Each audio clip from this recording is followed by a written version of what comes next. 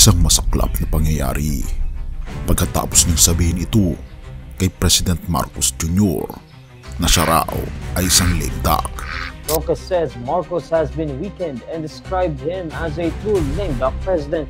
Tila na arma si Roque, lumabas ang warrant of arrest at huhulihin na. Ang masaklap ay ating pag-uusapan sa pagkakataong ito. Halika!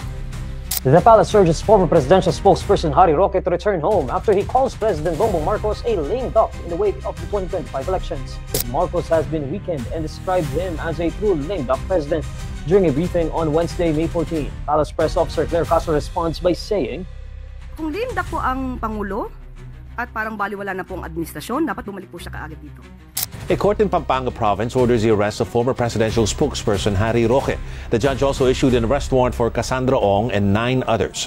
Based on the document signed by the presiding RTC judge, the Department of Justice had filed qualified human trafficking and regular human trafficking cases against Roque for his alleged involvement with the raided Pogo hub Lucky South 99. The court found probable cause for non-bailable violations under the Anti-Trafficking in Persons Act of 2003. Ipinaresto ng korte sa Pampanga si Attorney Harry Roque para po ito sa non-bailable na kasong qualified human trafficking kaugnay ng Pogo sa Porac, Pampanga. Ipinaaresto na siya ng Pampanga Regional Trial Court Branch 118 para sa kasong qualified human trafficking. Sa warrant na pirmado ni Presiding Judge Rene Reyes sa may petsang May 8, sinabing nakitaan siya ng probable cause sa kanyang kaugnayan sa illegal na Lucky South 99 Pogo hub sa Porac, Pampanga. Sinabi ni Roque na hindi raw makatarungan ng ginagawa sa kanya at isasama niya raw ito sa kanyang aplikasyon para sa asylum sa the Netherlands. Biktima raw siya ng political persecution ng Administrasyong Marcos dahil kaalyado niya ang mga Duterte. Bago natin ipagpatuloy kaibigan, siya nga pala ang Great Controversy na isa sa mga pinaka-kontrobersyal na libro dahil tumutukoy ito sa mga propesiya sa libro ng Daniel at Revelation na nagaganap na sa panahon natin ngayon bago ang pagdating ng ating Panginoong Diyos ay pinamimigay na namin ng libre sa pamamagitan ng PDF at ito ay nasa limited lamang na panahon kaya i-click mo sa description sa baba upang ma-avail mo kaibigan ang napaka-importanteng libro ito na magbubukas sa iyo sa mas maliwanag mong hinaharap. Purihin ang ating Panginoong Diyos at tayo magpatuloy. Masaklap ang pangyayaring to. Tinawag si President Marcos Jr. na lame duck. Pero sino ngayon ang hinuhuli? Akala mo simpleng banat lang, isang pahayag, isang post. Pero minsan, ang mga salitang binitawan mo, iyon din pala ang sisira sa iyo. At kung ang kasong kaharapin mo ay qualified trafficking, hindi ito biro. Penalty, life imprisonment at multang aabot sa 2 milyong piso hanggang 5 milyong piso. Pero ang tanong, sinong tumawid sa linya? Noong una, walang takot si dating presidential spokesperson Harry Roque. Nag-post siya, diretsahan, di man kandidato si Junior, na wala pa rin ang pangin niya. Ito na ang tunay na lame duck na presidente. Isa lang ang ibig sabihin niya, para kay Roque, mahina na si Pangulong Marcos Jr. lalo na't sa partial results ng 2025 senatorial elections. 3 sa mga pasok sa Magic 12 ay galing sa kampo ni Duterte. Bold, matapang, parang sigurado, pero hindi pa tapos ang istorya. Hindi nagpahuli ang palasyo. Sabi ni Palace Press Officer Claire Castro, kung lame duck ang Pangulo, dapat bumalik siya kaagad dito. Isang linya, pero para bang may dalang babala.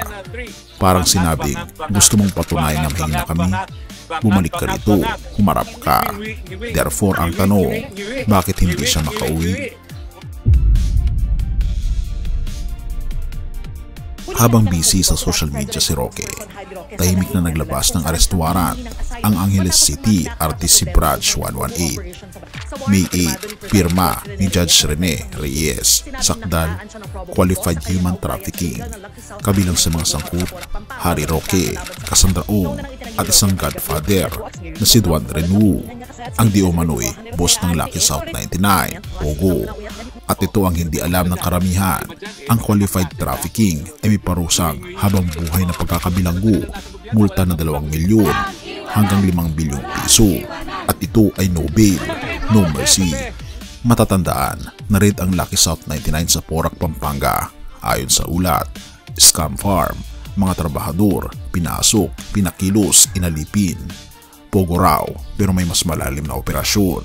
Si Roque, inamin na may koneksyon siya pero depensa niya, legal lang ako, legal lang ang papel ko. Pero ang sabi ng korte, hindi sapat yun para iligtas siya sa kaso. Mula sa pagiging tagapagsalita ng Malacanang, ngayon tinuturing na pugante. Nasa Netherlands na si Roque humihingi ng political asylum dahil daw sa persecution. Pero para sa iba, karma ba ito o taktika ng pag-iwas? Gumanti siya ng salita pero ang balik, warrant of arrest. Tinawag mong lame duck ang isang presidente na inuluklok ng taong bayan at pinahintulutan ng ating Panginoon Diyos at ordain ng ating Panginoon Diyos. Pero habang siya ay nanatiling nasa pwesto, ikaw ay naghahanap ng matataguan. Sa dulo, hindi panalo ang pinakamalakas magsalita, kundi ang may kayang managot.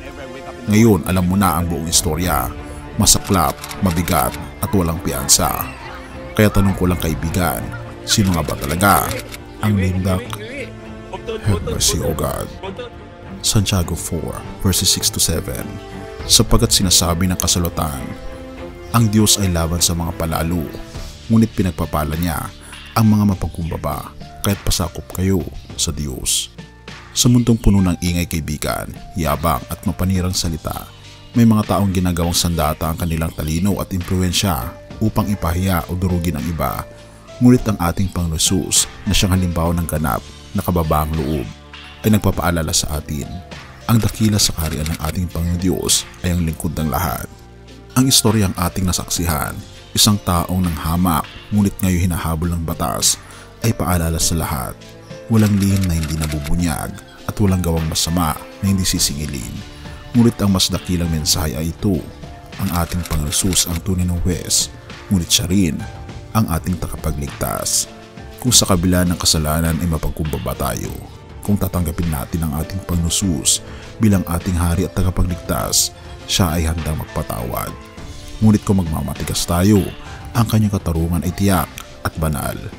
Kaya sa gitna ng balitang ito na puno ng masaklap na pangyayari, tumingin tayo sa ating Panginoon Jesus, hindi bilang tagapanood lang ng balita, kundi bilang taong handang suriin ang sarili. Ang tanong, ako ba'y palalo? Ako ba'y nanlilibak? O ako ba'y sumusunod sa yapak ng ating Panginoon Jesucristo na may kababaang loob at katotohanan? Have mercy, O God, at purihin ang ating Panginoon Diyos. Tayo manalangin. Ama naming Diyos na makapangyarihan sa lahat, turuan niyo po kaming maging mapagkumbaba. Ituwid niyo po kami kung kami po'y nagiging palalo. Ikaw ang tunay na hukom, o aming Panginoon Diyos. Ngunit ikaw rin ang aming tagapagligtas. Linisin niyo po kami sa lahat ng aming karumihan, ng aming mga puso, at hayaang ang iyong biyaya ay maghari sa amin magpakailanman, araw-araw.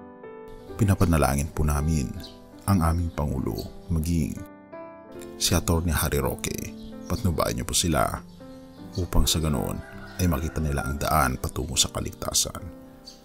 Patnubayan niyo rin po ang bawat Pilipino ngayon magpakailanman at lahat ng tao sa buong mundo na tulungan kami na makita ang katotohanan na nagmumula sa aming Panginoon Jesus, ang katotohanan ng kaligtasan at tunay na kaligayahan. Pinupuri po namin kahit pinapasalamatan ng aming Panginoon Diyos sa inyong pong kabutihan sa amin, at patnubayan niyo po kami at patawarin po kami sa lahat ng aming pagkukulang at pagkakasala, sapagkat ito po ang aming samot hiling sa matamis na pangalan ng aming Panginoon Jesus. Amen.